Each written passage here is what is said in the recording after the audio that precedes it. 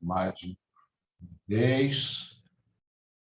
Peraí, deixa eu estar aqui com vocês mais uma vez. Agradecer também o convite, a confiança do grupo CETEPS e dizer que realmente é muito importante esse trabalho que vem sendo feito,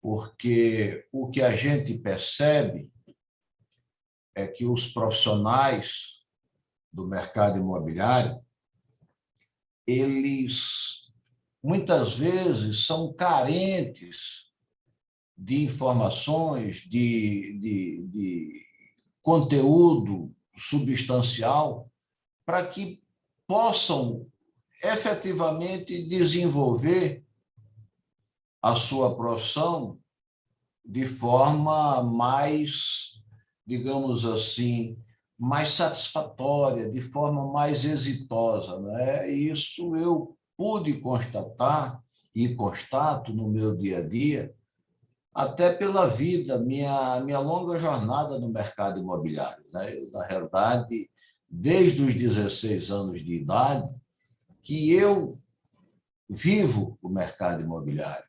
Então, conheço o mercado imobiliário, inclusive, na prática, como profissional, não é só teoria, e, consequentemente, a gente vê isso. Então, uma pós-graduação, ela possibilita aos alunos justamente ter um conteúdo, ter algo mais para que, efetivamente, eles possam atender os seus clientes de forma mais satisfatória e, consequentemente, ter mais êxito na profissão, né? Afinal de contas, o êxito na profissão ele é uma decorrência da qualidade daquilo que a gente faz, né?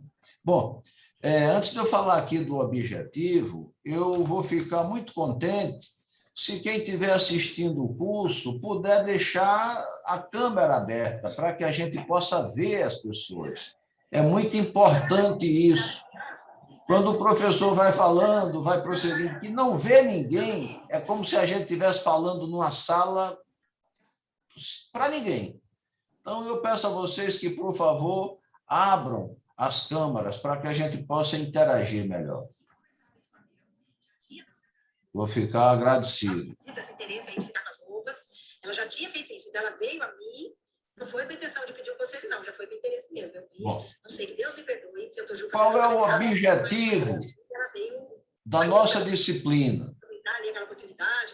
O objetivo é justamente proporcionar aos participantes mais conhecimentos práticos para a elaboração de um laudo de avaliação à luz da resolução COFES 1066, né, combinada com o ato normativo 001/2011, e da NBR 14653, naquilo que cabe ao corretor de imóveis.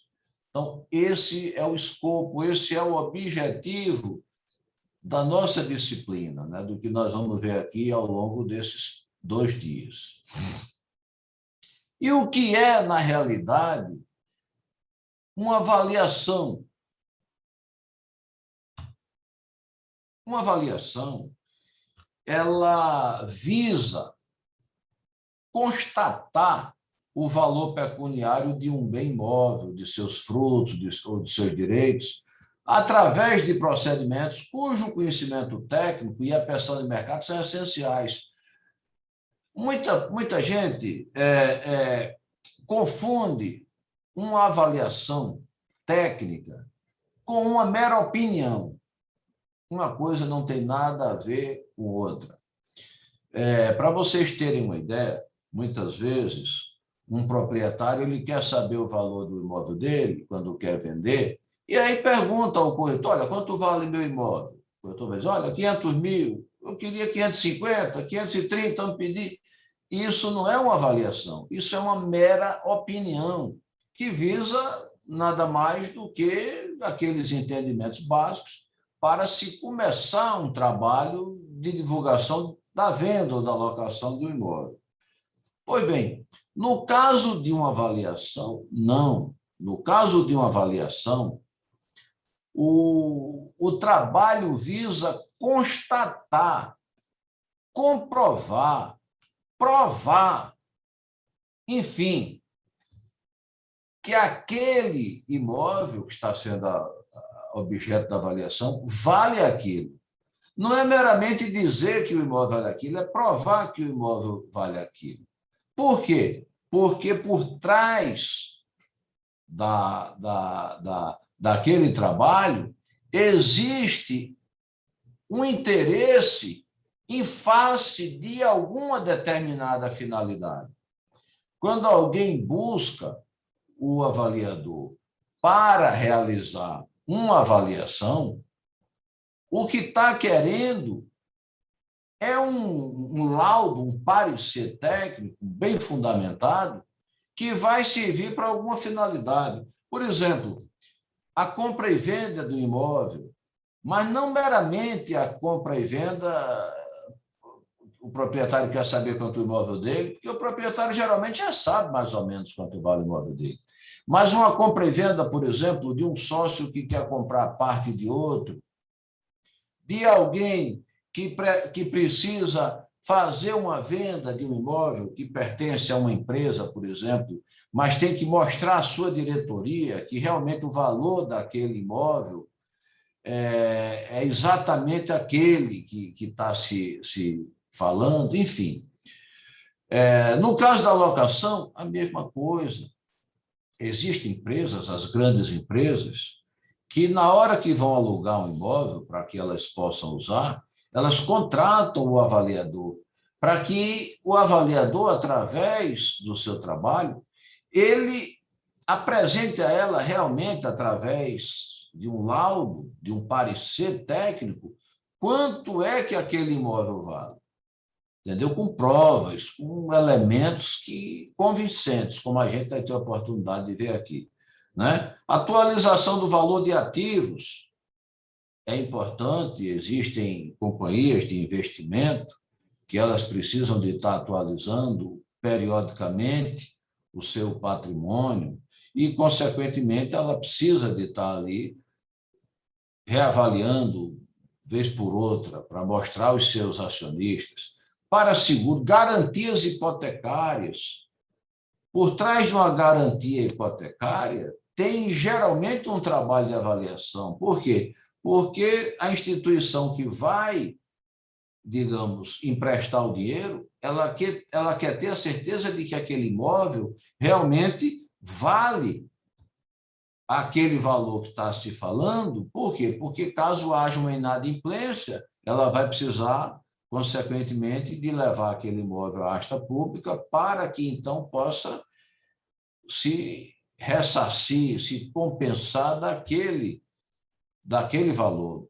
Enfim, desapropriação é outra finalidade muito comum, né? Desapropriação, indenizações, partilhas de bens, ações renovatórias ou revisionais de aluguel. Enfim, no âmbito judicial, são muitas as possibilidades, são muitas as oportunidades que também surgem em decorrência da avaliação, da necessidade de avaliação. Então, o mercado de trabalho do avaliador, ele é muito vasto, ele é muito amplo, e são múltiplas as oportunidades que se apresentam no nosso dia a dia. E mais, isso só tende a crescer, tanto no setor público como no setor privado. Por quê? Porque o mundo, de uma forma ou de outra, ele caminha para o profissionalismo. Cada dia mais, cada vez mais, essa questão do achômetro, essa questão da informalidade vai ficando para trás.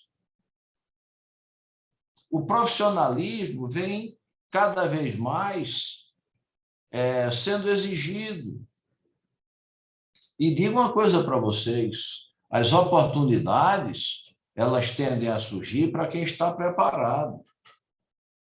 É muito comum a gente vê as pessoas querendo se dar bem numa profissão, numa atividade, mas elas esquecem que, para se dar bem, precisam de dominar o assunto. A gente não se dá bem para ir buscar aprender o assunto depois. A gente tem que aprender antes, para, consequentemente, buscar ter êxito naquela atividade. Mas eu já vi muito. Eu vejo muito o colega dizer, não, quando eu tiver condições, eu vou fazer isso, eu vou fazer um curso, eu vou fazer um MBA. Pois olha, se você for esperar primeiro ter sucesso na profissão para ir se capacitar depois, eu acho que esse não é o caminho, está indo na contramão. Primeiro, a gente se capacita, a gente adquire conhecimentos das mais diversas formas, e aí, então, a gente vai, consequentemente, alcançando aquele sucesso que a gente deseja. Quanto mais conhecimento, quanto mais domínio, mais oportunidades você, consequentemente, vai vendo surgir à sua frente.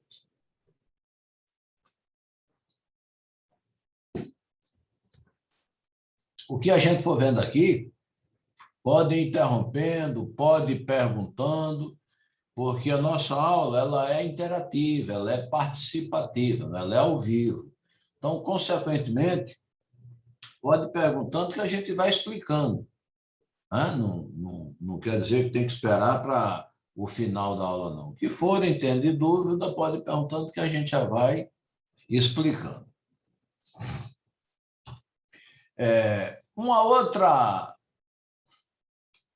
outro assunto, um outro aspecto importante de a gente abordar é essa questão da competência do corretor para avaliar imóveis. Muita gente pergunta, onde é que está escrito que o corretor pode avaliar imóveis? Isso aí é a Lei 6530.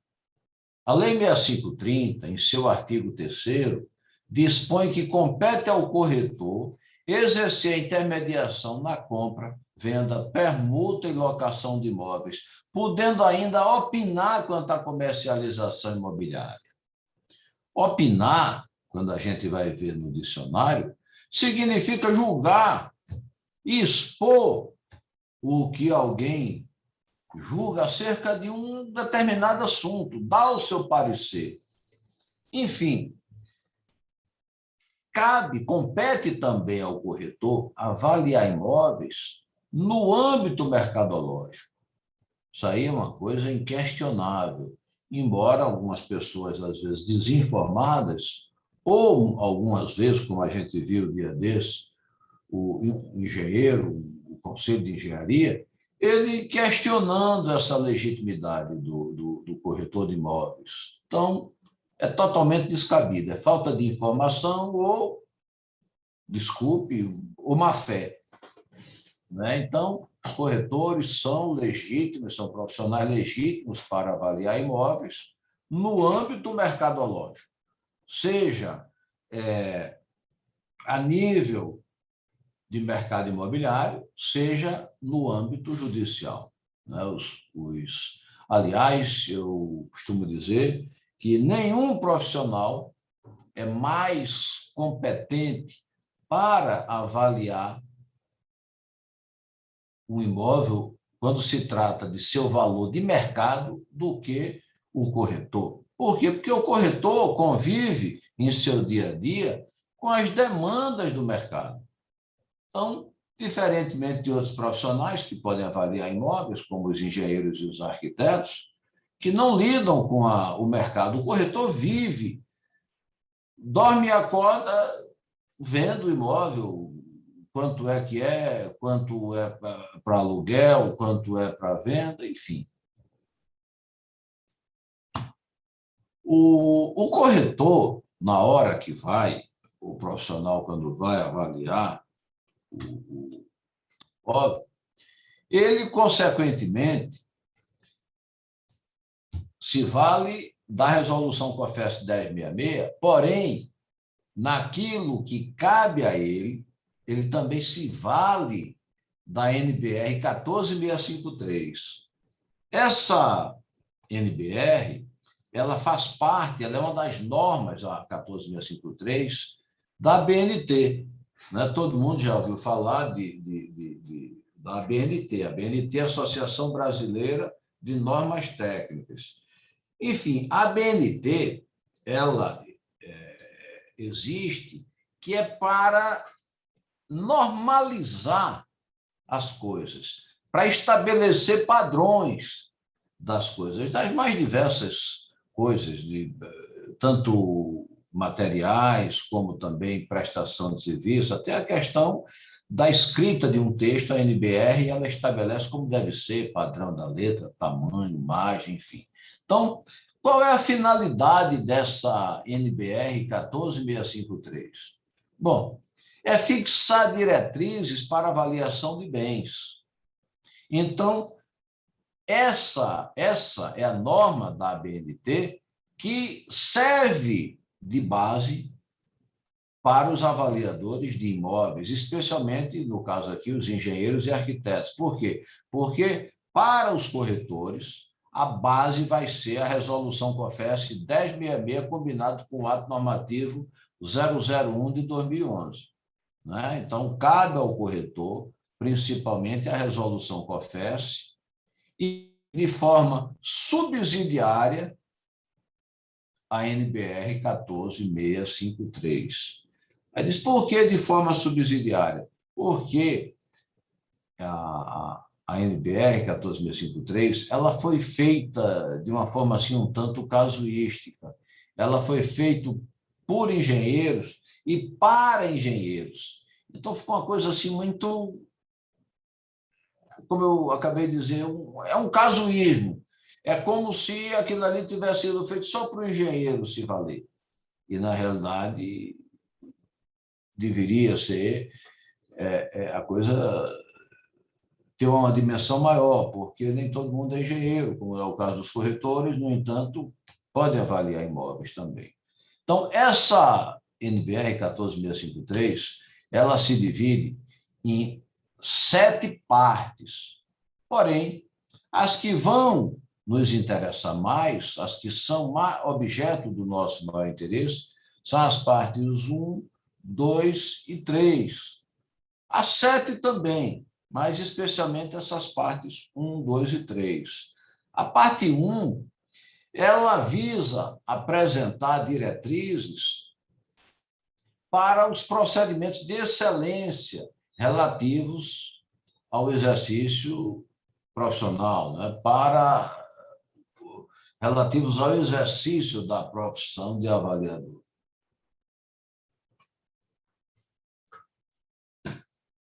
A parte 2, ela fixa diretrizes para avaliação de imóveis urbanos. E a 3, para imóveis rurais. Aí diz, e a 4ª, a 5ª, a 6ª? Olha, a 4ª, ela se destina à avaliação de empreendimentos. Mas quando a gente fala aqui em empreendimentos, não é um edifício, seria um hotel, seria um resort, seria um hospital, ou seja, algo que pode até ter um imóvel próprio ou não, mas que o objetivo, o objeto, é o negócio em si, e não o imóvel propriamente dito. A parte 5, ela já trata de máquinas, equipamentos, instalações e bens industriais em geral.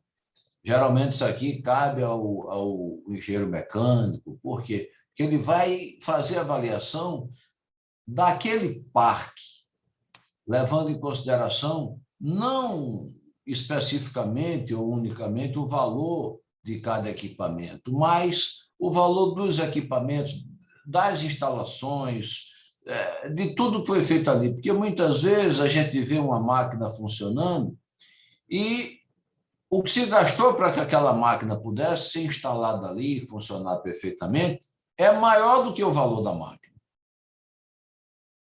A parte 6, aqui a gente vê os recursos naturais. Então, existem especialistas para avaliar recursos naturais, como no caso geração de energia eólica, como no caso de minas. A pessoa precisa de calcular quanto é que vale aquela mina através de técnicas, de equipamentos que, na realidade, exigem o conhecimento de profissionais de outras áreas, né? Porém, a parte 7, os patrimônios históricos, também nos cabe, né? A gente muitas vezes vai avaliar um imóvel que ele é tombado, que ele é um imóvel que é um patrimônio histórico, e, consequentemente, ele é um imóvel e, consequentemente, ele pode ser avaliado. Logicamente que a gente vai precisar de se acercar de alguns cuidados, de fazer umas pesquisas diferentes, mas que nós vamos precisar de nos valer dele. E a resolução COFES? Eu vou pedir um minutinho só para eu fechar uma porta aqui. Um minutinho só.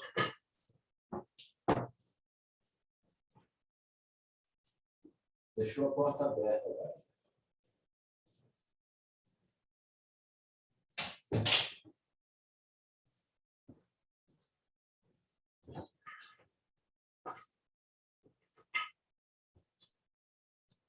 Desculpe, pessoal. Então, voltando aqui. Então, tem a resolução COFES 1066, combinada com o ato normativo 001/2011, que, como eu falei, essa sim é a base da avaliação do corretor.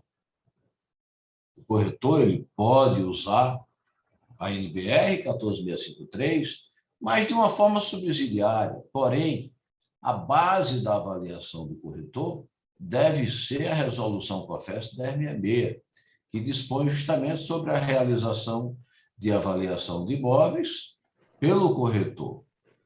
Então, nessa resolução 1066, são estabelecidos os requisitos mínimos de um PETAM. O que é o PETAM? É um parecer técnico de avaliação mercadológica. Então, nessa resolução do COFES, ela estabelece o mínimo, o que é que deve conter num documento, num laudo de avaliação, num parecer de avaliação elaborado pelo corretor de imóveis. Então, quais são esses requisitos? Bom, identificação do solicitante é um. A gente precisa identificar no nosso trabalho quem foi que nos solicitou aquela tarefa. Então, precisa de constar lá o nome, né? A gente pode botar qualificação, enfim. Mas a gente precisa de dizer quem foi que nos solicitou aquele trabalho. Outro requisito, o objetivo, a finalidade da avaliação. Precisa constar qual é a finalidade daquela avaliação. Bom, essa avaliação do imóvel, o objeto do nosso trabalho, visa constatar o seu valor de mercado, objetivando ser dado em garantia hipotecária. Quer dizer, a gente precisa de explicar o que é. Outro requisito é a identificação e a caracterização do imóvel. Não se confunde identificação com caracterização. Identificar é você dizer apartamento 101 do edifício Dom João VI, localizado na rua tal, assim, assim, assim. Registrado no cartório do imóvel, sob a matrícula tal. Pronto.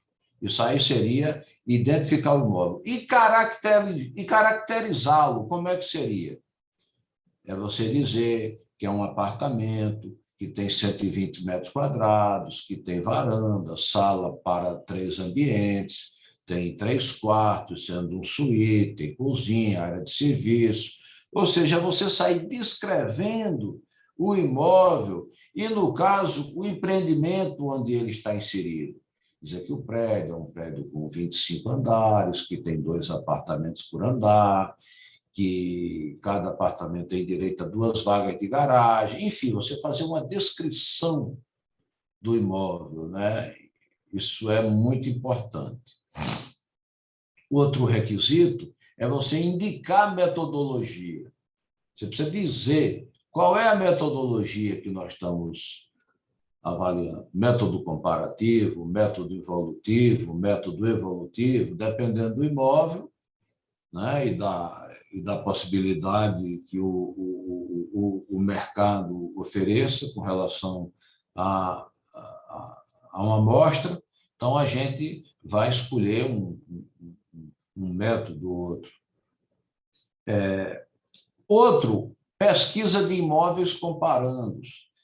É muito importante a gente fazer uma pesquisa para montar a nossa amostra. Fazer uma pesquisa mostrando o que é que tem no mercado, à venda, por exemplo, e que a gente tenha tomado como base para constatar aquele valor que nós estamos concluindo que o imóvel vale. É necessário também a gente mostrar uma tabela com a homogeneização desses dados amostrais. A gente aplicar, a gente vai falar mais adiante a respeito da homogeneização, como é que isso acontece. Então, é importante a gente tratar esses dados amostrais para que a gente tenha, consequentemente, condições de fazer um trabalho melhor. Outra, é importante que a gente tenha lá um tópico, um ponto, determinando o valor do imóvel. A gente falando que, com base em todo aquele trabalho que a gente fez, de acordo com aquele passo a passo que a gente observou, o imóvel vale X.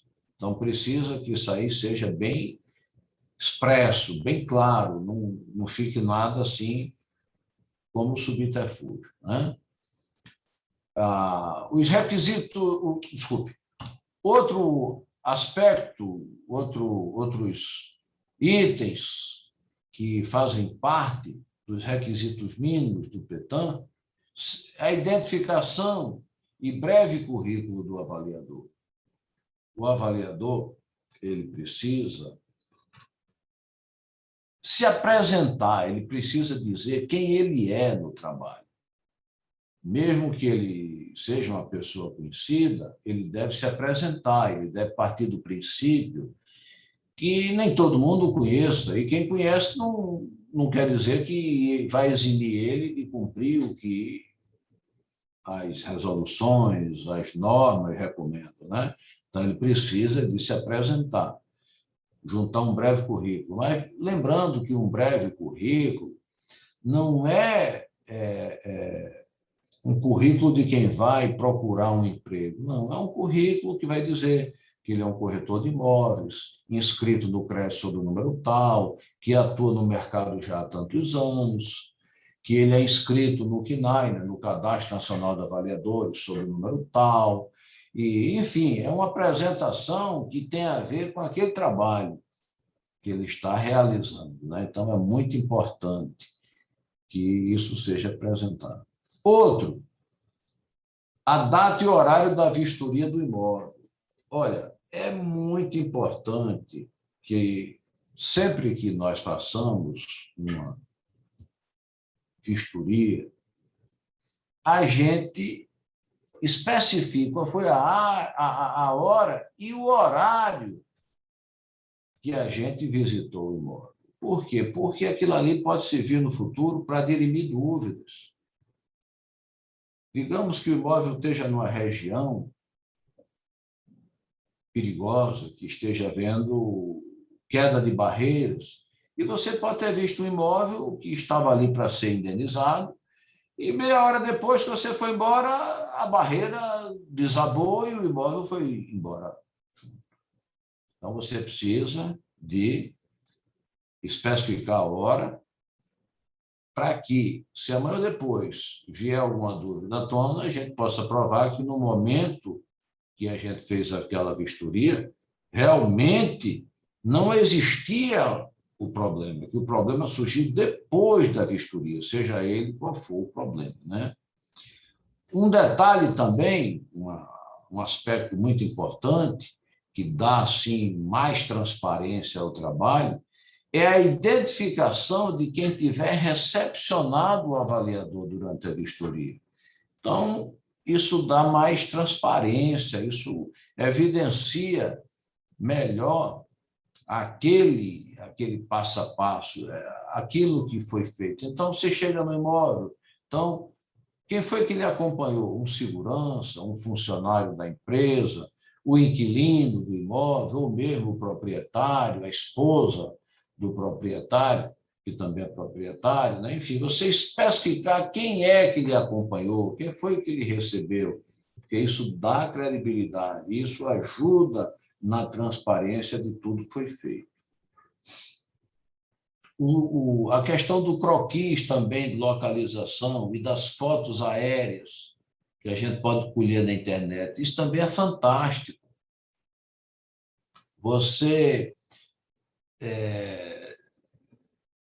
poder mostrar, dar uma noção visual daquela região onde o imóvel está inserido, é bem interessante, porque muitas vezes você está falando que a rua do imóvel ela fica a 100 metros de uma avenida importante, ou de um shopping, de um parque, e naquele croquis, a pessoa interessada vai ter a oportunidade de identificar aquilo que você está falando.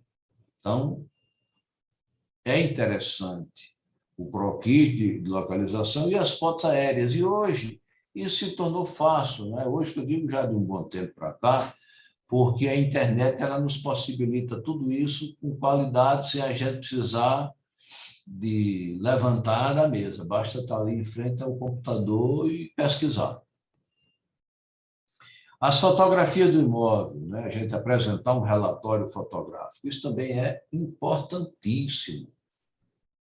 Eu costumo dizer que, muitas vezes, uma fotografia vale mais do que mil palavras, porque você, por mais que descreva determinadas coisas, mas, às vezes, as palavras elas não são suficientes para que a gente demonstre exatamente aquilo que a gente está querendo dizer. Então, juntamente com as palavras, a gente apresenta as fotografias, e, consequentemente, a gente vai passar uma ideia muito melhor, muito mais precisa daquilo que a gente está querendo passar. E também os anexos. Tudo que a gente se referir, a gente deve anexar um documento. Então, por exemplo, a gente falou que o imóvel se encontra registrado no cartório de imóveis sob a matrícula número tal. É bom botar uma cópia da certidão de matrícula. Vamos admitir que a gente mencionou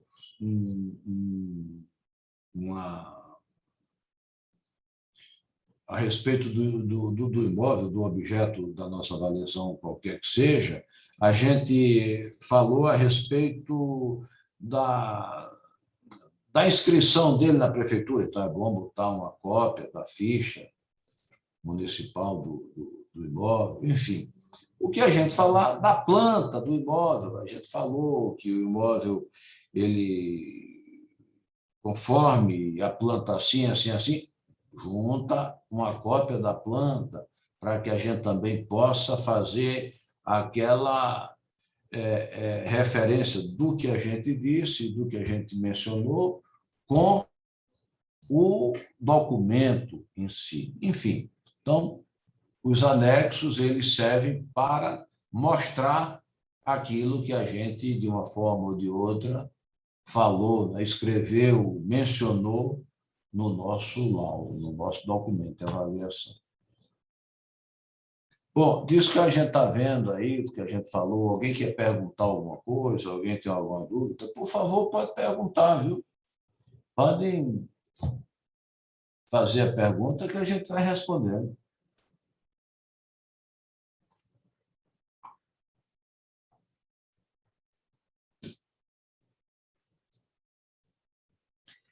Bom, vamos lá. E com relação aos métodos. Os métodos de avaliação são aqueles utilizados pelos avaliadores para determinar o valor de um bem. Então, na hora que a gente vai fazer uma avaliação, a gente vai escolher um método, e a escolha desse método vai depender, basicamente, de 3 elementos. O tipo do imóvel, se é uma casa, um apartamento, uma gleba urbanizável. As características do imóvel, que dependendo da característica, a gente perceba que é melhor aplicar um método em relação a outro. E oferta de dados amostrais, oferta de imóveis na região que possibilite a obtenção de amostra representativa do mercado. Então, são imóveis que estão à venda, semelhantes aos que nós estamos avaliando, ou que estejam para ser alugados também, semelhante ao que a gente está avaliando para alugar. Então, só após essa vistoria do imóvel e dessa pesquisa do mercado, é que o profissional vai poder efetivamente escolher qual é o método que ele vai precisar adotar, né, o mais apropriado. Bom, 3 métodos são os mais indicados para o corretor, que são 3 métodos que a gente consegue constatar o valor de mercado de um imóvel. O primeiro é o método comparativo. Esse método comparativo, ele é o mais conhecido. Ele é um método através do qual o avaliador constata o valor do imóvel comparando aquele imóvel que ele está avaliando com outros imóveis que estão à venda no mercado.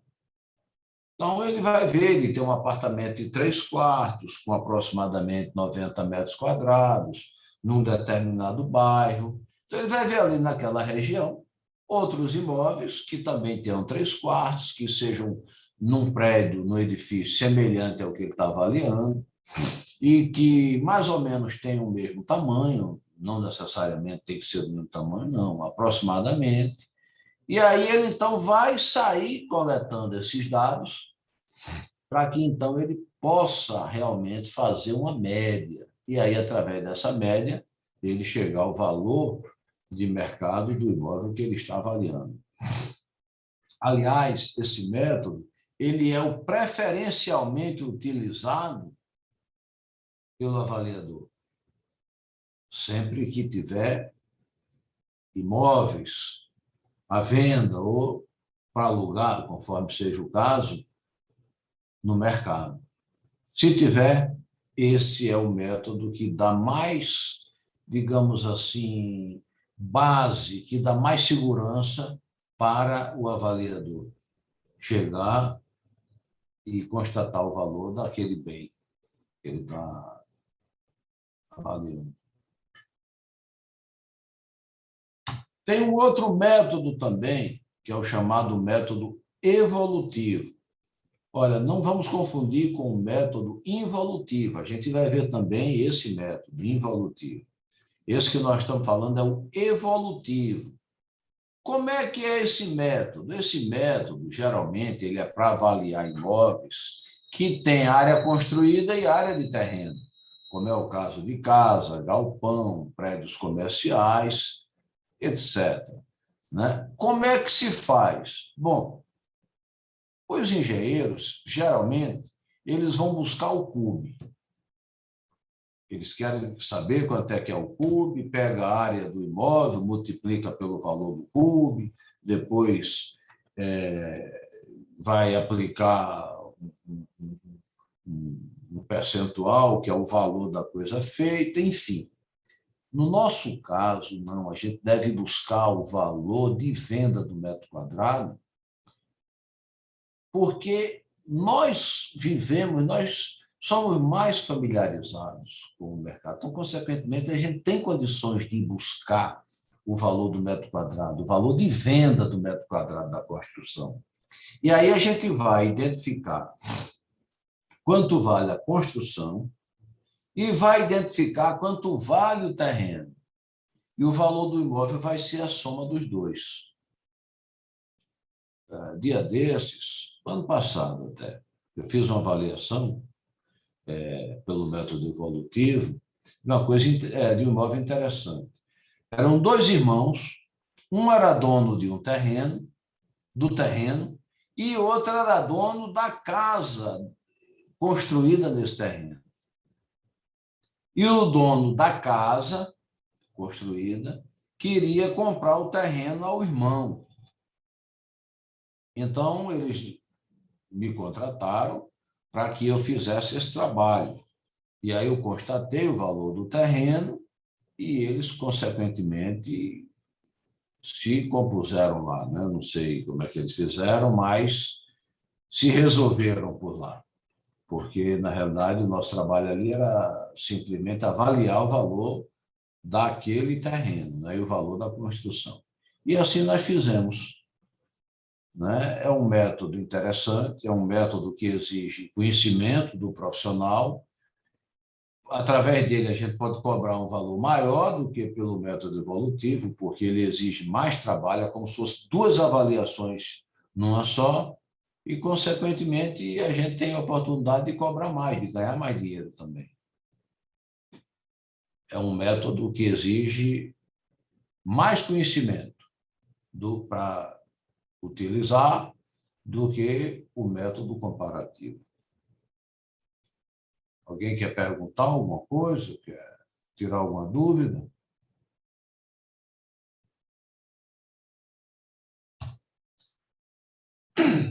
Bom, e o método involutivo seria o terceiro método. O método involutivo, ele nos permite chegar ao valor do imóvel levando em consideração, ou seja, baseando-se no estudo da sua viabilidade e aproveitamento econômico num hipotético empreendimento imobiliário. Ou seja, através desse método, a gente pode definir o valor de uma gleba que poderia ser loteada, por exemplo, né? Ou o valor de uma área de terreno que pode ser incorporado um edifício. Então, o que é que acontece?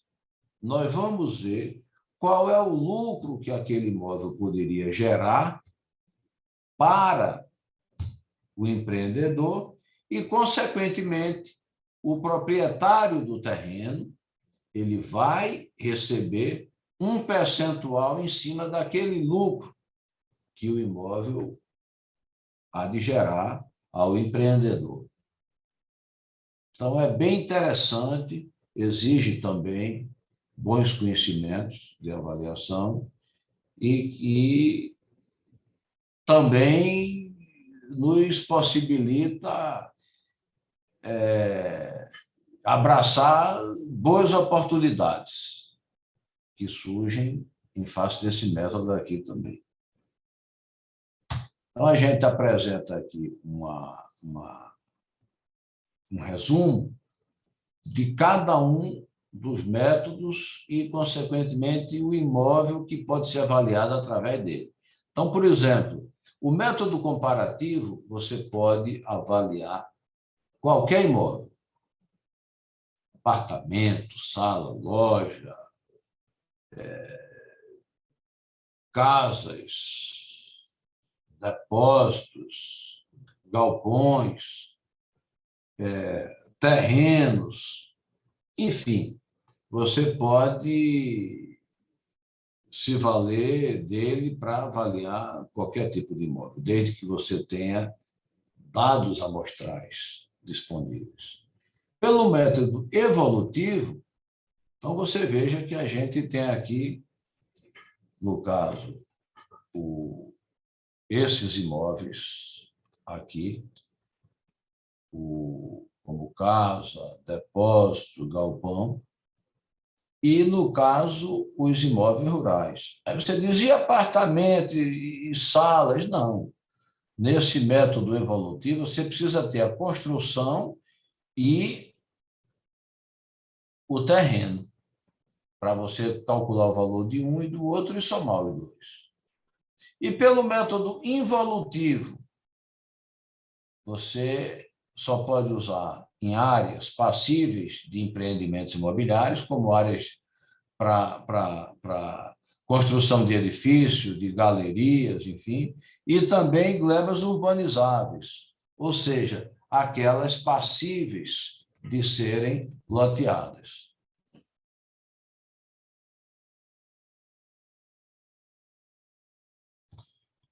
Vocês querem fazer algum intervalo de 5 minutinhos?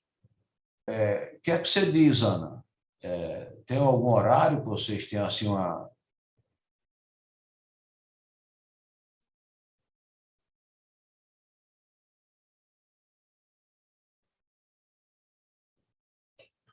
Bom, Ana? Oi, professor. Tem algum horário que vocês assim combinam para fazer um intervalozinho, alguma coisa? Como é que é? A hora que o senhor quiser fazer um intervalinho, só falar. Pronto, então vamos fazer o seguinte. Nós estamos 20h55. Vamos fazer um intervalo de 10 minutinhos, e aí a gente, ou seja, 20h55, quando for daqui a 10 minutos, ou seja, 21h05, a gente volta para prosseguir vendo homogeneização dos dados lá da amostra, ok? Então, 10 minutinhos e a gente já volta. Obrigado e até daqui a pouco.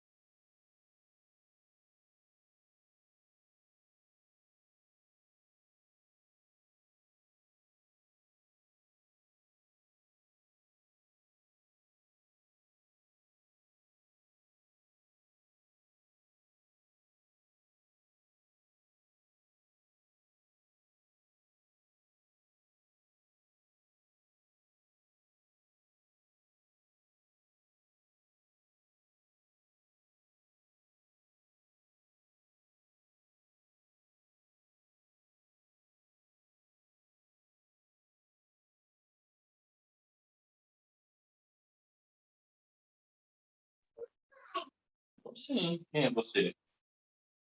Né?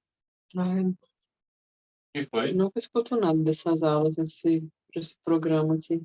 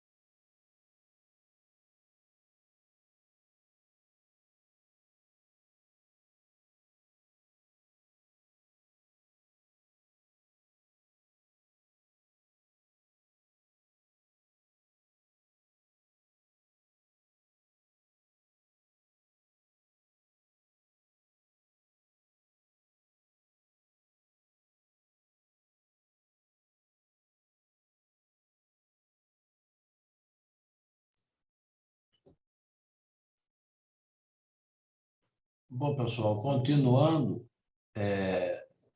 disso aí que a gente falou agora, desses assuntos, vocês querem fazer alguma pergunta?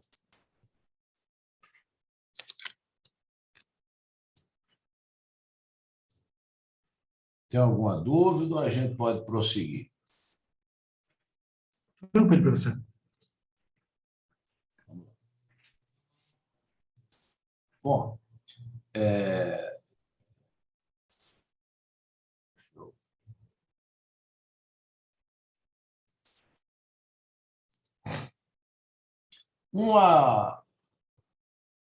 uma das tarefas mais importantes num trabalho de avaliação é a gente homogeneizar os dados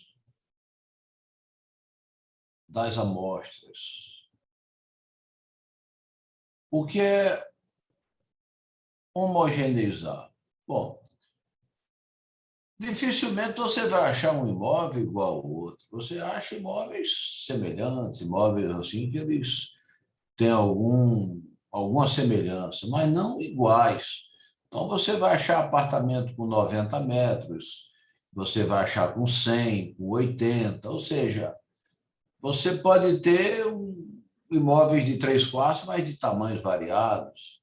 Você pode ter terreno, vai avaliar um terreno com 10 por 20, 200 metros, mas você vai encontrar outros que têm 12 por 20, 10 por 25, um que é de meio, um que é de esquina, um que está numa rua que é pavimentada, outro que está numa rua que não é pavimentada, enfim. Bom, na hora que a gente vai comparar o imóvel, fazer uma média de valor dos dados amostrais, a gente precisa homogeneizar esses dados para torná-los assim compatíveis, semelhantes ao imóvel que a gente vai avaliar. Então, um dos fatores que a gente usa é o fator fonte ou o fator oferta. Esse fator ele visa reduzir em 10% o valor dos imóveis que estão à venda, que a gente vai tomar como base para a nossa avaliação, levando em consideração que esses imóveis, na hora que eles forem ser vendidos, eles sofrem uma negociação. Então, o imóvel está para vender por 400 mil, e aí vai para lá, vem para cá, a pessoa faz uma proposta e acaba comprando por menos, 370, 380, 360. Geralmente existe uma negociação.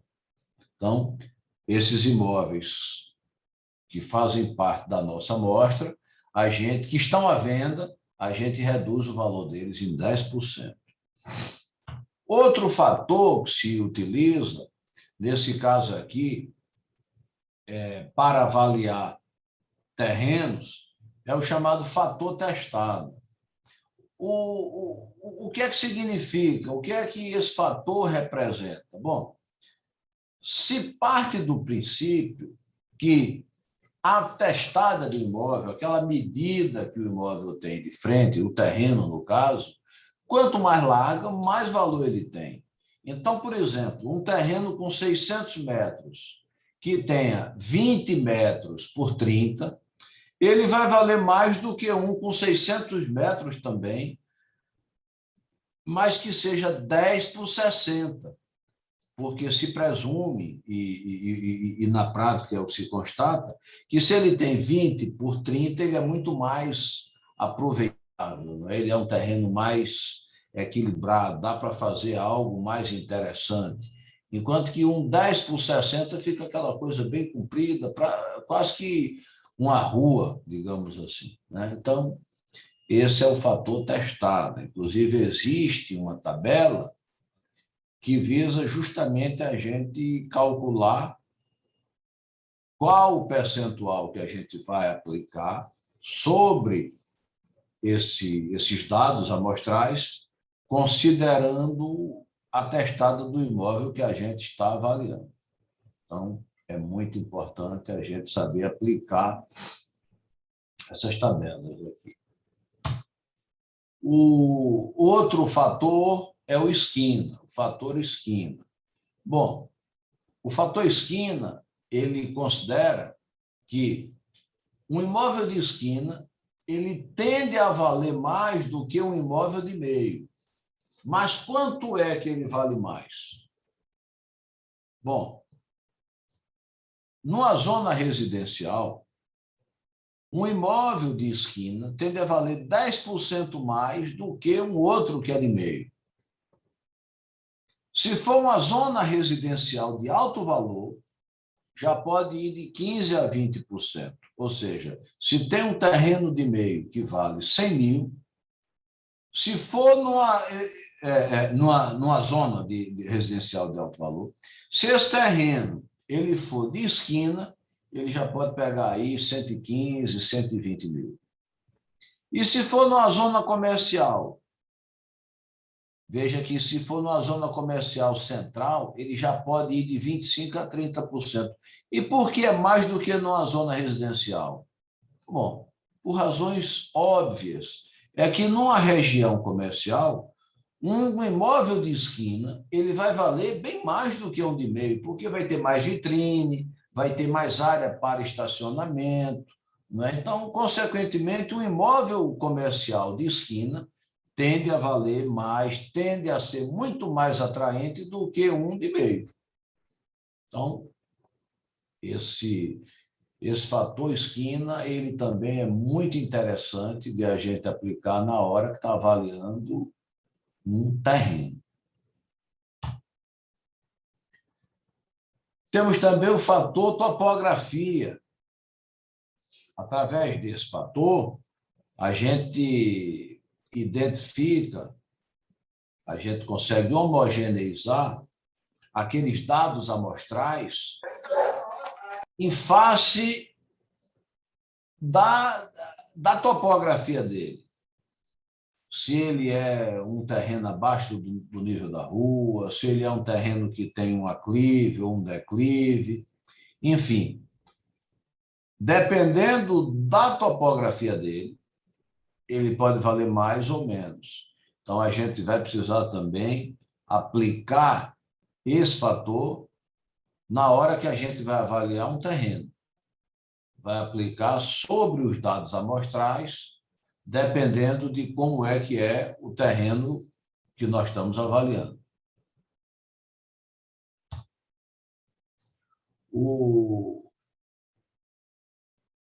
Existe também o fator, que é o fator idade, que geralmente ele é aplicado tomando-se como base uma tabela chamada tabela de Royce-Heidegg. Essa tabela ela geralmente é utilizada por engenheiros, porém, eu particularmente questiono a aplicação dessa tabela para efeito de avaliação de um imóvel no âmbito mercadológico. Por que isso? Porque a idade desse imóvel, quando a gente vai constatar o seu valor de mercado, ele não necessariamente vai representar o seu valor de acordo com a idade, mas sim do estado em que ele se encontra. Você muitas vezes pode pegar um imóvel que tem 100 anos de construção, mas ele está novo. Ele foi passando por reformas, foi se adequando. Então, você olha o imóvel, ele está novo. Funciona, às vezes, uma agência bancária dentro. No entanto, na documentação, aquele imóvel tem 100 anos. Então, o estado do imóvel, a aparência dele é muito mais importante do que propriamente a idade. Ele pode ter 100 anos e um outro que tem 30, e o de 100 está melhor do que o de 30. Ele foi todo reformado, ele, à medida que os anos foram passando, as pessoas foram cuidando, e ele se mantém novo, impecável, apesar de, na documentação, ele ter 100 anos. Então, isso é comum de a gente ver, né? Então, para efeito mercadológico, eu, particularmente, acho que o ideal é a gente considerar o imóvel pelo estado aparente dele, e não necessariamente pela idade que ele tem na escritura.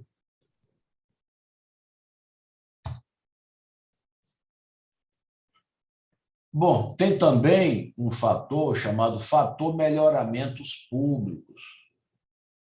Através desse fator, a gente vai identificar quanto é que o imóvel vai valer a mais ou a menos em função das benfeitorias que ele possui. Então, por exemplo, a rede de água, ela pode valorizar um imóvel em relação a um que não tem a mesma coisa, de 15% a 20%. O esgoto, de 10% a 15%. A energia elétrica, de 15% a 20%. Olha o que é que pode causar maior valorização no imóvel. É a pavimentação.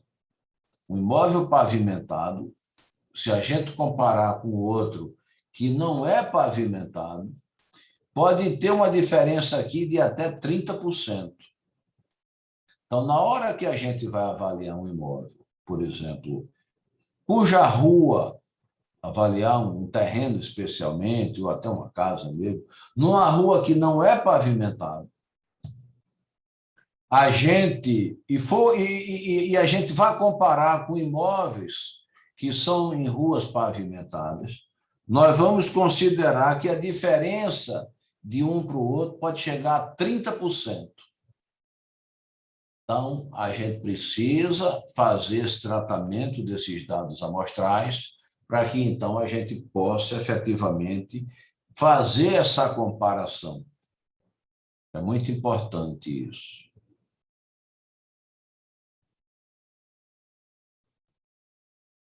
Outro detalhe, outra aplicação que a gente deve fazer na hora de avaliar o imóvel é após a gente fazer todo o tratamento dos dados amostrais, de a gente fazer a média aritmética para encontrar o metro quadrado, a gente aplicar a chamada média saneada. O que é a média saneada? A média saneada é o seguinte: você encontrou no mercado 12 imóveis para você usar como comparativo para constatar o imóvel que você está avaliando.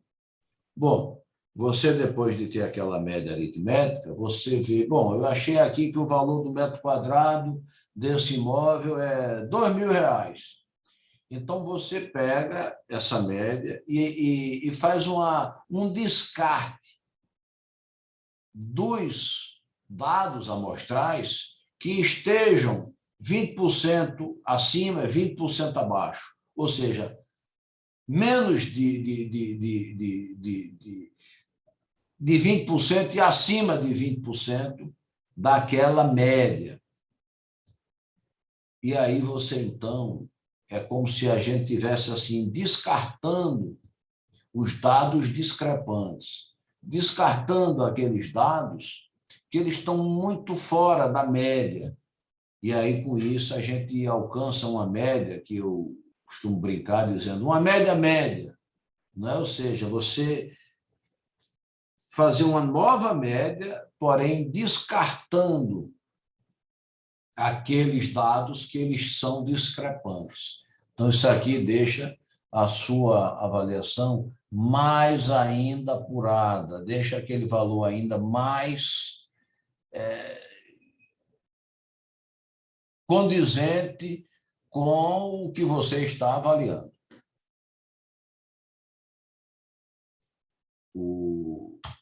Uma coisa também que eu costumo ressaltar a importância é a questão da percepção de mercado. A avaliação de imóveis exige técnica, muita técnica, conhecimento, mas a percepção de mercado do avaliador é algo que ele jamais pode desprezar. A avaliação de imóveis envolve muita subjetividade. E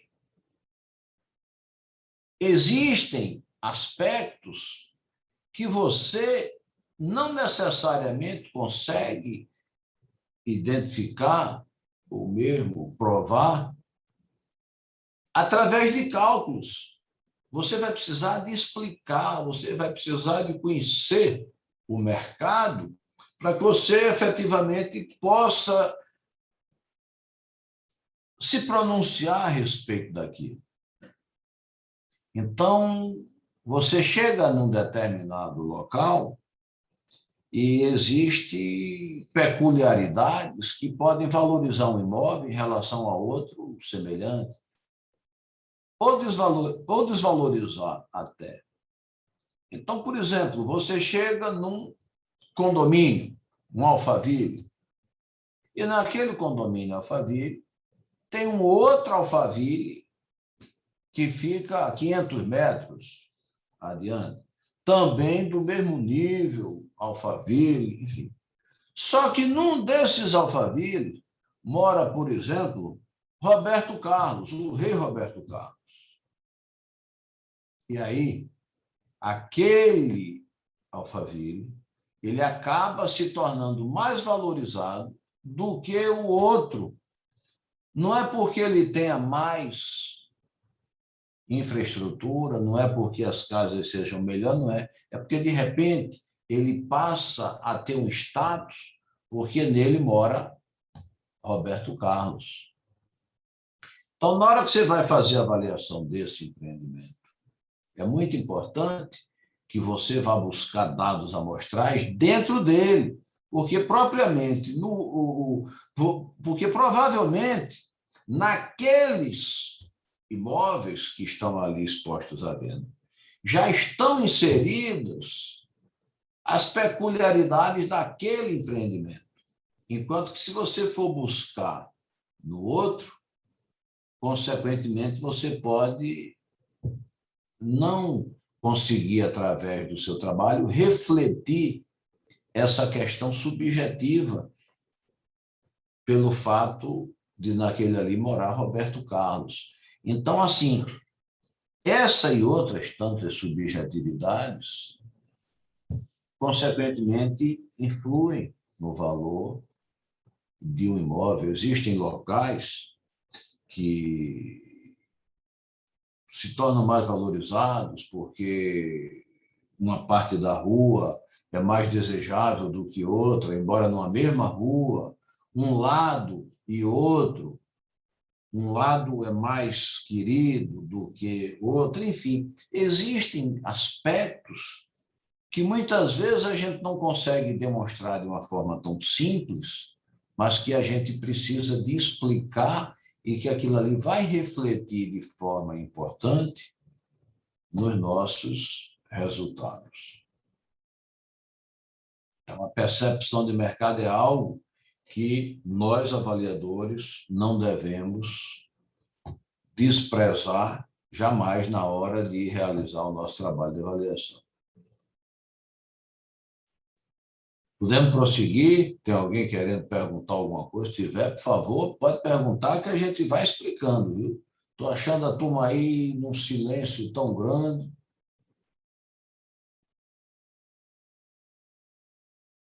Glauco, Antônio Carlos. E aí, querem perguntar alguma coisa? Está aí o Casimiro. Alguém Boa noite, professor. Boa noite. Eu achei excelente a sua explicação, que é uma coisa tão simples, mas na realidade é complexa, né? E a gente tem que ter o feeling, né, do negócio. Exatamente, exatamente. O Muito feeling, a percepção de mercado, a gente não pode desprezar. E é justamente essa percepção que dá ao corretor de imóveis uma visão toda especial na hora de avaliar um imóvel, né, de constatar o valor mercadológico do imóvel, justamente por ser ele o profissional que lida no dia a dia com aquele tipo de imóvel. Então, para você ter uma ideia, um imóvel, simplesmente por ele ter sido construído pela construtora A, ele pode ter um valor maior do que o outro, igual a ele, construído por uma construtora B. Porque aquela construtora A, de repente, é uma construtora que está na moda. Ou um projeto pelo arquiteto, né, da moda, né? O arquiteto foi um arquiteto mais renomado. Enfim, existem coisas que muitas vezes não envolvem nem a questão do acabamento, mas a grife. É feita uma roupa. Você vai comprar uma camisa, aí quer uma camisa Lacoste, aí a camisa custa R$300. Aí o cara chega na loja e o vendedor diz, olha, 300, mas tem um aqui que veio lá da China e esqueceram de botar aqui o jacarezinho da Lacoste. E aí é 150. O cara diz, não, eu quero é pagar os 300 que tem o jacarezinho da Lacoste, porque consta ali a grife. Ou seja, o cara paga o dobro, ou até mais, porque numa tem o jacarezinho da Lacoste, e a outra ainda que tenha sido fabricada pela Lacoste. Como não tem o jacarezinho, ela já não tem aquele valor. Então, a gente sabe assim que essa questão de imóvel, assim como em muitas outras coisas da vida, elas envolvem, muitas vezes, algo além do estritamente material, né? Se você pegar um relógio idêntico a um Rolex, idêntico, vamos imaginar, só que um é Rolex e o outro é de outra marca, você pode ter certeza que o Rolex o cara vai vender pelo dobro, o triplo do valor, por conta de ele ter a marca Rolex. O cara paga 3 vezes mais, ainda que o outro seja idêntico, porque ali tem uma marca, tem uma grife, envolve um status. Então, essa questão essa subjetividade, ela é importante que seja considerada e, às vezes, a gente tem que se valer da percepção de mercado, não tem outra forma.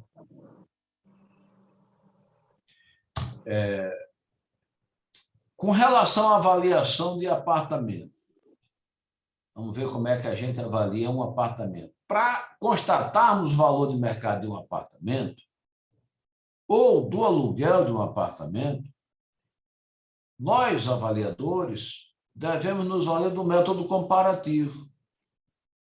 Então, a primeira coisa que a gente vai fazer, depois de vistoriar o imóvel, conhecer, saber como ele é a gente ir fazer uma pesquisa nas redondezas para identificar imóveis que estejam à venda que tenham semelhança com aquele que a gente está avaliando, que a gente quer avaliar, para que, então, a gente possa, através de uma média, chegar ao valor daquele bem, né? Então, o que é que acontece? Vamos ver de forma prática.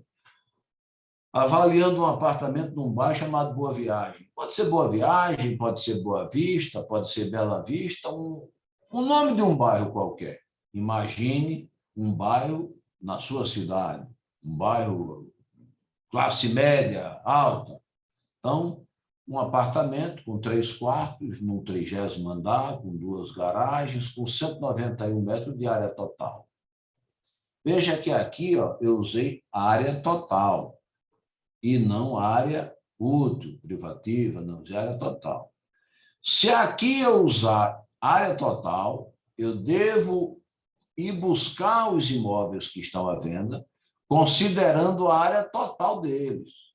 Porém, se aqui eu considerar área privativa, nos dados amostrais eu devo buscar também a área privativa. É importante que a comparação seja também coerente de um com a do outro. Então, o que é que eu vou fazer? Eu vou fazer uma pesquisa de mercado visando encontrar dados que sejam semelhantes ao imóvel que eu estou avaliando. Então, aqui, ó, fiz a busca e encontramos, ó, cadê aqui? Encontramos 9 dados amostrais. Então, esse aqui é nessa rua, Faustino, tem 3 quartos, um suíte, é um 6º andar, tem 195 metros de área. Está à venda por 260. Aí você vai citar a fonte de informações, o telefone, isso aqui é muito importante, viu? Isso aqui deve ter, é aquilo que eu falei lá. A planilha amostral, constando dela os dados amostrais. Então, outro apartamento, Rua Bernardino, então aqui 3 quartos, 186 metros quadrados, à venda por 229. Aí eu saí aqui, ó, pegando um a um, e encontramos 9 dados amostrais. Então, observe que a variação aqui com relação à área de cada um, está vendo? Aqui, ó, 195, 186, 205, 185, 179, e a variação também de preço, 190, 195, 200 mil. Então, varia o tamanho e varia o preço. Bom, o que é que a gente vai fazer agora? Com isso aí, com esses dados que nós temos, nós vamos precisar homogeneizar os dados da amostra, né? A gente vai, nesse caso, como é um apartamento, nós vamos considerar a existência ou não do preço oferta ou fonte, que é aquilo que a gente viu. Os dados que estiverem expostos à venda, eles vão sofrer uma redução de 10%. Por quê? Se presume que os imóveis que estejam à venda, antes deles serem efetivamente vendidos, eles sofrem uma negociação. E, consequentemente, essa negociação, ela é importante que a gente considere, porque as pessoas muitas vezes botam o imóvel para vender por 500, o outro bota 450, o outro bota 530, mas na hora que eles são vendidos, eles são negociados. Então, aqueles valores a gente considera que, em média, se reduz 10%. Então, se a gente não faz essa consideração, a gente vai constatar o valor do imóvel acima do que efetivamente o mercado está comprando. Então, precisa que a gente considere isso, né? Para que aquele valor que nós estamos constatando, ele reflita uma realidade, ele realmente seja condizente com aquilo que o mercado pratica, e não simplesmente com aquele preço que o proprietário está achando que vale. Que é uma coisa... Esse percentual é sempre o mesmo, professor? Hã? Esse percentual de 10% é sempre o mesmo? Esse percentual, ele é um percentual assim, digamos, geralmente o mais utilizado, 10%. Mas não necessariamente ele é engessado. Certo. O importante é que, quando você for aplicar, você diga qual é o percentual que você vai aplicar, né? Esse percentual, ele pode haver uma variação para mais ou para menos, em função do tipo do imóvel que você está avaliando, bem como da época que você está fazendo uma avaliação. Então, por exemplo, numa época onde está havendo uma grande demanda por imóvel, muitas vezes você reduzir 5% já tornou o imóvel com uma boa liquidez.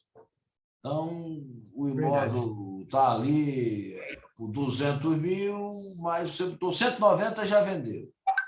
Porém, numa época mais fria, ou um imóvel mais frio, você chega às vezes num imóvel rural, numa região que ninguém está procurando, uma região de seca, você às vezes bota 20% abaixo e não vende. O imóvel valia 200, você oferece por 150 e não consegue vender. Então, assim, mas geralmente 10% é um valor, digamos assim, médio, um valor razoável que você pode aplicar e que vai dar para utilizar na maioria dos trabalhos que você fizer, viu? Mas não é engessado. Você pode mexer levando em consideração o que se observa a nível de comportamento no mercado. Ok? Tá bom, professor, obrigado. Ok, obrigado. Bom, então aqui, ó, a gente apresenta uma planilha. Então está aqui, ó, as amostras, o valor, a aplicação do fator e o valor tratado. Então, ó, esse dado amostral 1, 260 mil, menos 10%, porque ele está à venda, então 234. Você divide por 195, que é a área dele, R$ 1.200 o metro quadrado. Aí você amostra 2, 229 menos 10%, 206.100. Amostra 3, 245, aqui não aplicável. Por quê? Porque nessa amostra 3, você, quando vai olhar, observe, ó, que ele não está à venda, ele foi vendido. Vendido. Então, se ele foi vendido, se presume que não tem mais o que a gente reduzir, que já houve uma negociação, consequentemente, antes de ele ser efetivamente comprado. Então, aqui nesse 3, veja que é não aplicável. No quarto, a mesma coisa. Então, 190, ele veio para cá como 190. Por quê? Porque não foi aplicado aqui esse fator, uma vez que o imóvel já tinha sido vendido. O 5, está aqui, ó, 195 menos 10%, 175.500. Dividido por 179, 980. E aí, ó, a gente saiu fazendo um por um.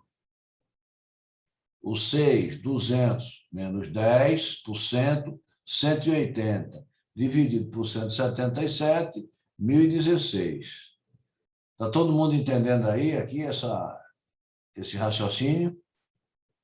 Se tiver alguém entendendo, pode perguntar, a gente vai explicando aqui, viu? Nós estamos aqui para isso mesmo.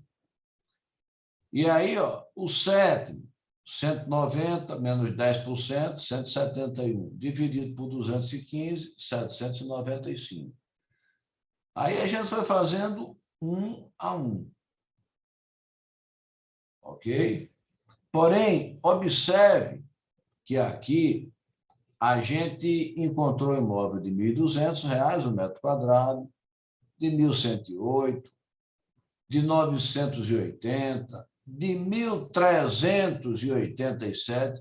Observe a diferença desse, por exemplo, para esse.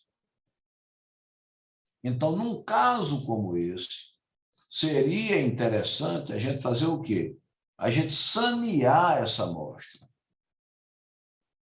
A gente descartar aqui os imóveis que eles estejam muito acima da média ou abaixo, por exemplo. Esse aqui, esses estão bem diferentes.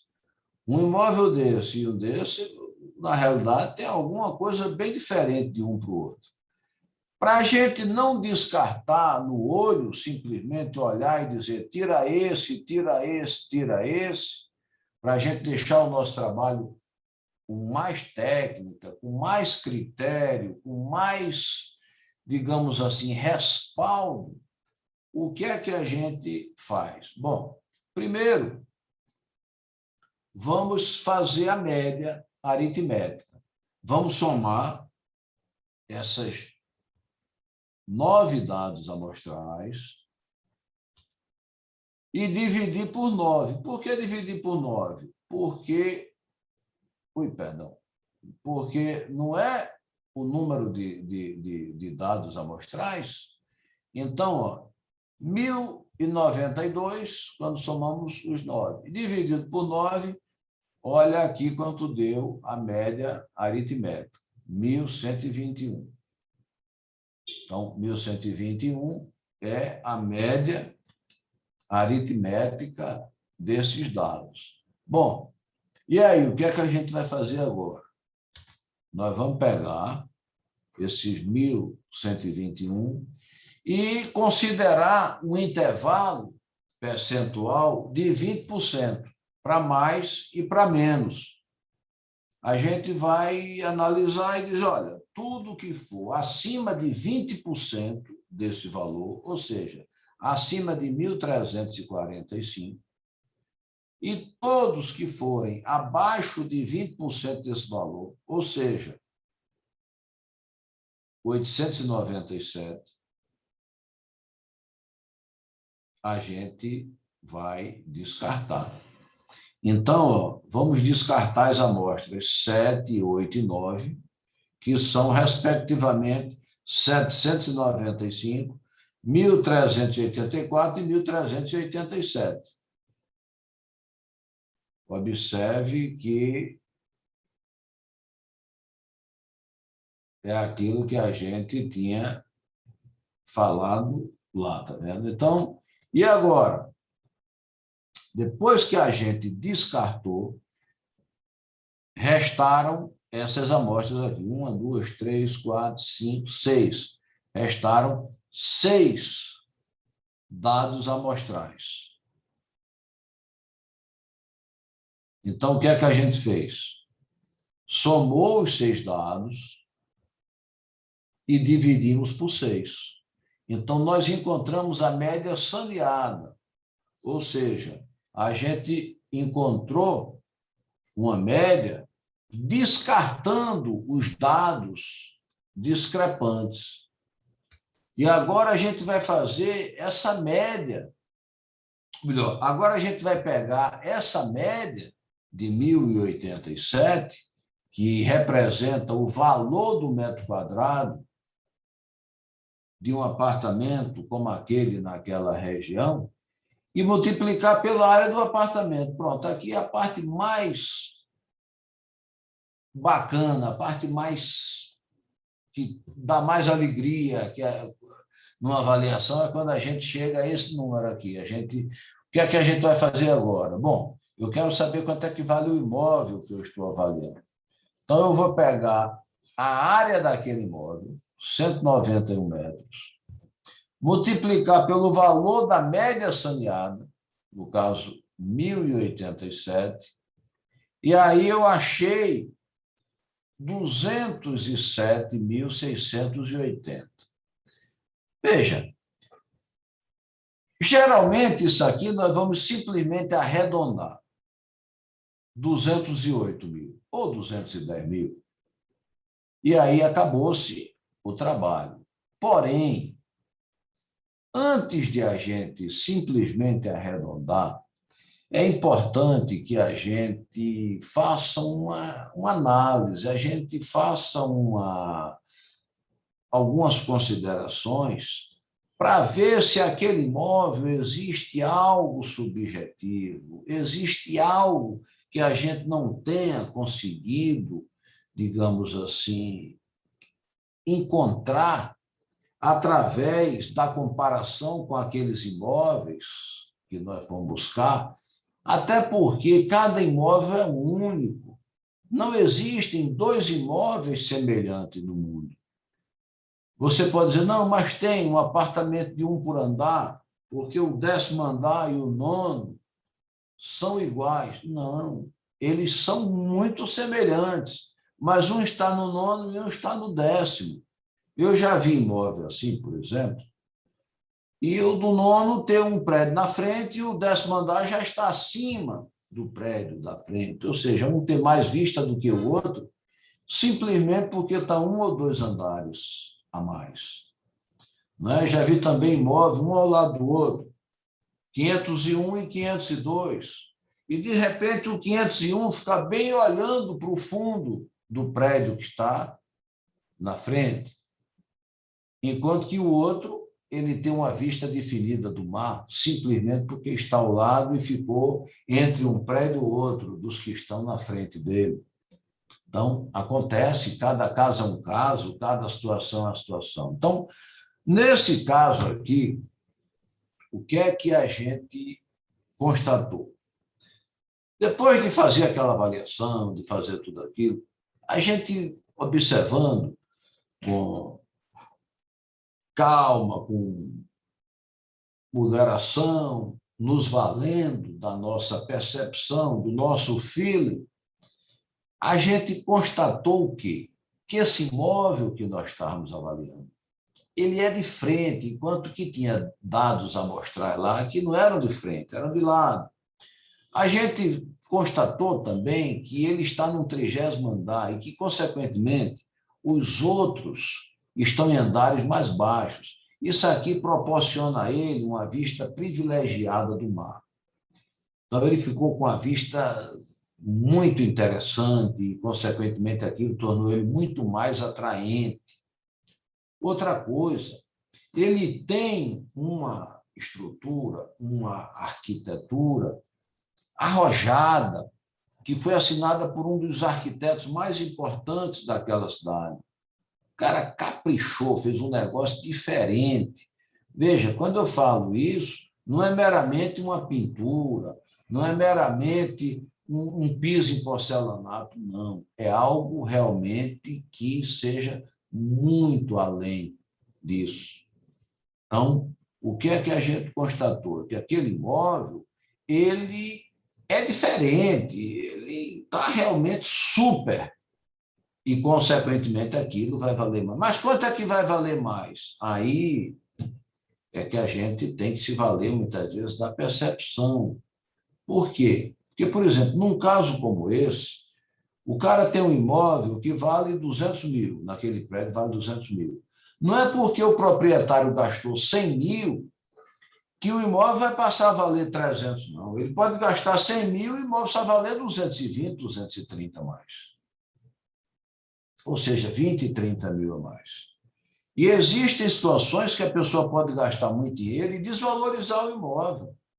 Existem situações que a pessoa compra um imóvel de 4 quartos, como eu já vi, um imóvel com 180 metros quadrados, e faz uma reforma, gasta uma fortuna e transforma o imóvel com um quarto. Faz uma sala gigantesca e aquilo ali tudo, e o imóvel fica com um quarto.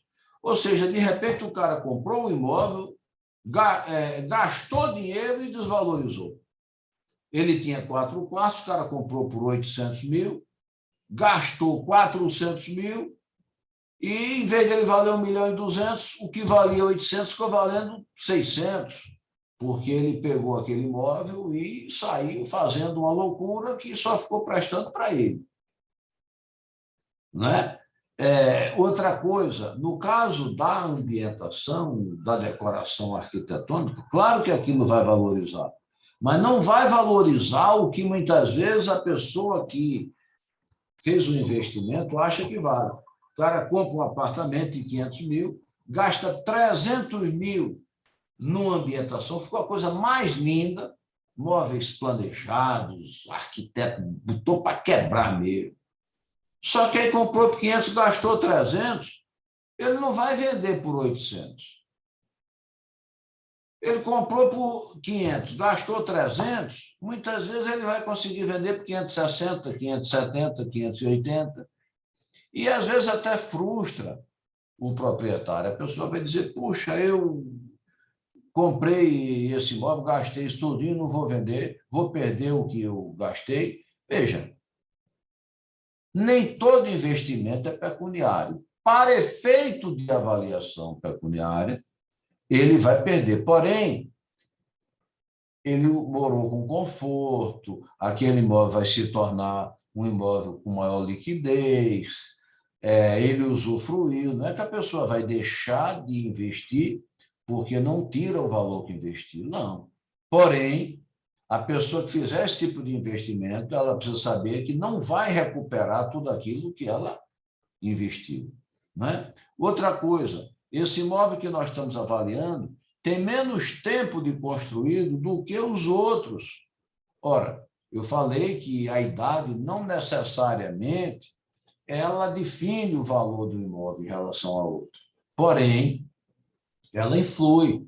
Se eu estou avaliando aqui um imóvel que ele tem 3 anos de construído e vou comparar com outros que tem 8, que tem 6, que tem 10, aquele mais novo, em igualdade de condições, se presume que ele vale mais. Não é? Então, assim, outra coisa, número de garagens. É muito importante a gente considerar o número de garagem no imóvel hoje, mais do que nunca, especialmente se esse imóvel for em grandes centros que muitas vezes o cara mora numa rua que não tem onde estacionar nem na frente, nem dos lados. Dependendo da cidade, as cidades assim com trânsito mais intenso, o cara mora no imóvel, está numa rua, e ele nem pode estacionar na rua da frente e nas ruas do lado também não tem, às vezes, como ele estacionar. Então, o que é que acontece? Vaga de garagem, existem casos de valer mais do que o quarto.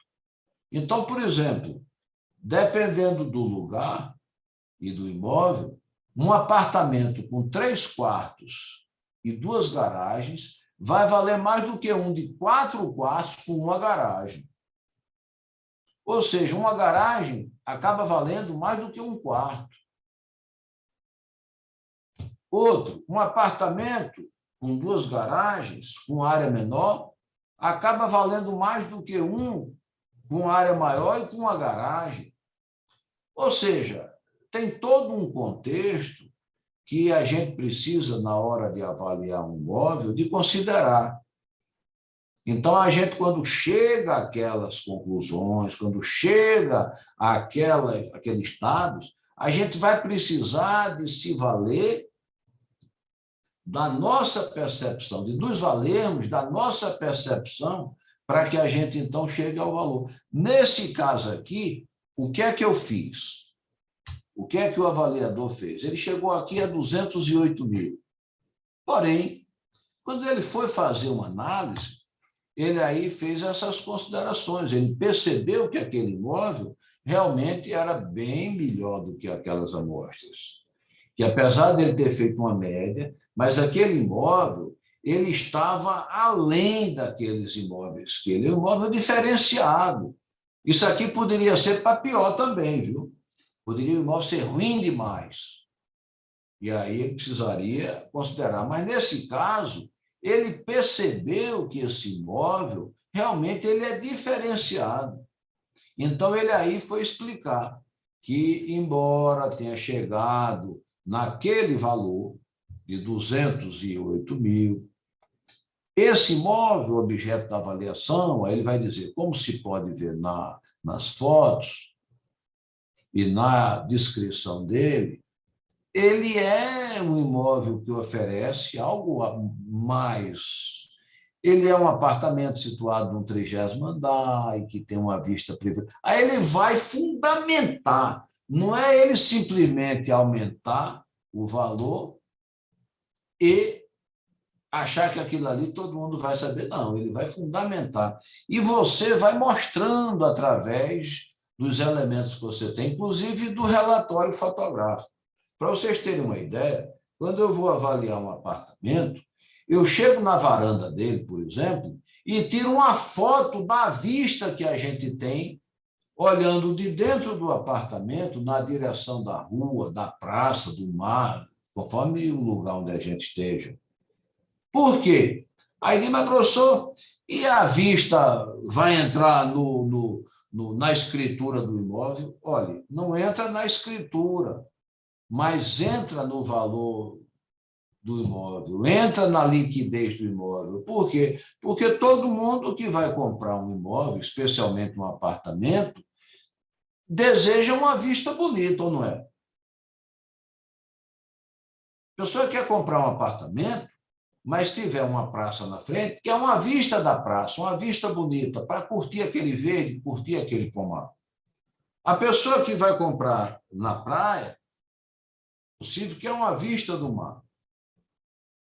Então, a vista, ela influi. Então, eu ponho no meu relatório fotográfico a vista que a gente tem do imóvel. Aí consta lá embaixo da foto. Vista que tem quem da varanda do apartamento olha para a praça tal. Mas consta lá, para a pessoa ter uma ideia. A decoração, a pessoa está vendo na foto. Não é, veja bem, pessoal, não estamos falando de uma pintura, mera pintura e um piso de porcelanato. Não, isso aí é padrão, isso aí é o que deve ser tudo. Nós estamos falando de uma coisa arrojada, um negócio muito diferente. A pessoa está vendo ali nas fotos. Existe imóvel que a pessoa compra de 500 mil que gasta 300 nele. Então, um imóvel desse, ele valoriza alguma coisa. Agora, não vai valorizar 300, mas vai valorizar mais do que outro que não tem aquilo ali. E a gente precisa de considerar isso nos valendo da nossa percepção. Né? O tempo de construção, essa questão da garagem é importantíssimo. Esse negócio de garagem hoje é uma... não sei quanto tempo isso aí vai ser tão importante como é hoje. Não é porque existe uma previsão que, num futuro, talvez 10, 15, 20 anos, esteja aí o chamado carro autônomo. Né? E a gente diz, mas como é isso? Isso aí não existe. Olha, quem viu o celular, o mundo, quem tem mais de 50 anos, como é o meu caso, tenho 58, eu vi o mundo sem celular e com o celular. Antes do celular, antes da internet e a partir da internet, do celular. É outro mundo. Então, esse negócio do carro, olha como é o carro autônomo. O que se fala é que o carro autônomo é um carro sem motorista. Imagine o Uber. Né? Hoje mesmo, tem muita gente que está dispensando, se desfazendo de carro. Eu tenho alguns amigos em São Paulo, 2 mais propriamente, que eles se desfizeram do carro. Eles disseram que não quer mais carro, não. Por quê? Porque você, para ir trabalhar de carro, você não tem onde estacionar. E quando estaciona, vão te cobrar R$30 para você passar 2, 3 horas, dependendo do lugar. Aí o cara não vai de carro, vai de metrô ou vai de Uber. Quando é final de semana, o cara não usa carro, porque vai num restaurante, vai num barzinho e toma uma dose de uísque, uma taça de vinho, já não pode dirigir. Então o cara diz, o carro perdeu o sentido. E se for para uma viagem, for não sei o que, ele aluga um carro. 2, 3, 4 dias. Então, assim, até quando essas 2 garagens vão ser tão importantes, a gente não pode garantir. Mas, por enquanto, elas são muito importantes. A gente precisa de considerar. Enfim, e aí, após essa explanação, eu constatei 250 mil. Ou seja, até 208, a gente constatou através de um passo a passo. E, a partir dali, a gente se valeu da percepção de mercado. Uma percepção que nos deu condição de identificar algo que a média pura e simples não nos daria condições. Ok, pessoal? Bom, o que é que a gente pode fazer aqui? Chegamos já ao nosso horário, aqui são 10 horas, aí para vocês são 9 horas. Vocês têm 1 hora mais de vida do que eu. É bom, Porque aí vocês têm 1 hora a mais de vida. O cara que está aqui, ó, 1 hora a menos a vida dele. E aí, 1 hora a mais. Entendeu? Aqui já são 8 horas da noite, 10 horas da noite, aí são 9 ainda. Então, tem 1 hora a mais para curtir o dia e para trabalhar. Então, assim, pessoal, por hoje a gente encerra. E amanhã a gente volta aqui, né? Novamente, estamos aqui às 19 horas. Porém, antes de eu me despedir, eu queria saber, alguém quer perguntar alguma coisa? Alguém quer fazer alguma colocação? Por favor, se vocês tiverem algo a dizer, algo a falar, perguntar, por favor, façam. Eu estou vendo que aqui a turma é muito tímida, viu? Tem aí os colegas aí muito tímidos, mas deixa a timidez de lado e pergunte. Bom, Dá para perguntar, não, professor. A aula é muito boa, muito assim, explicativa, muito autoexplicativo, os assuntos assim, bem explanados. Então, eu acho que foi muito legal assim, a aula. Acho que, de repente, o pessoal não está tirando a dúvida justamente por isso. No meu caso, eu achei assim, muito bem explanado, uma matéria muito simples de você entender, tal, o raciocínio. Foi muito boa aula, parabéns. muito obrigado, Antônio Carlos, muito obrigado. Bom, pessoal, então aqui a gente se despede. E o pessoal do CETEPS, Ana, que é quem está aí nos dando toda a atenção, muito obrigado. Quer fazer alguma observação, Ana? Ou a gente pode encerrar? Pode encerrar, professor. Excelente aula. Então tá, joia. Muito obrigado. Desejo a todos uma boa noite, que vocês fiquem com Deus. E amanhã estaremos aqui de volta para prosseguir com as nossas explicações, esperando nele, esperando em Deus, uma vez mais, que vocês colham bons frutos com o que a gente está vendo aqui. Tá bom? Muito obrigado, uma boa noite para vocês. Boa noite.